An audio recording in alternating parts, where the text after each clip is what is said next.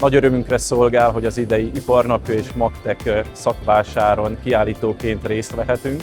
Az ide látogató partnereinknek szeretnénk megmutatni, hogy mind szerszámbefogás, munkadarabbefogás területén, mind pedig gyártás-automatizálás területén megbízható partnerként számíthatnak ránk, illetve azt is szeretnénk bemutatni, hogy ezek a termékek hogy dolgoznak együtt, hol van az a kapcsolódási pont, ahol ez a két üzletág összeér.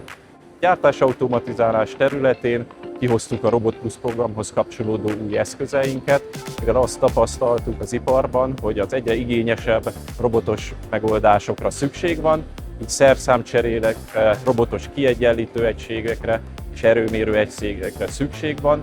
Ebben a sunknak teljes termékportfóliója van, továbbá kihoztuk a klasszikus megfogóinkat, legyen szó szervoelektromos megfogóról vagy pneumatikus megfogóról, teljes szortimentet meg tudjuk mutatni az ide látogató partnereinknek. Munkadarabbefogás területén készültünk mágnesasztallal, satukkal, tokmányokkal. Itt is azt szeretnénk demonstrálni, hogy bármilyen megoldásra szüksége van a partnereinknek, a sunkhoz bátran tudnak fordulni, és tudunk megoldást kínálni a mai ipari trendeknek megfelelően.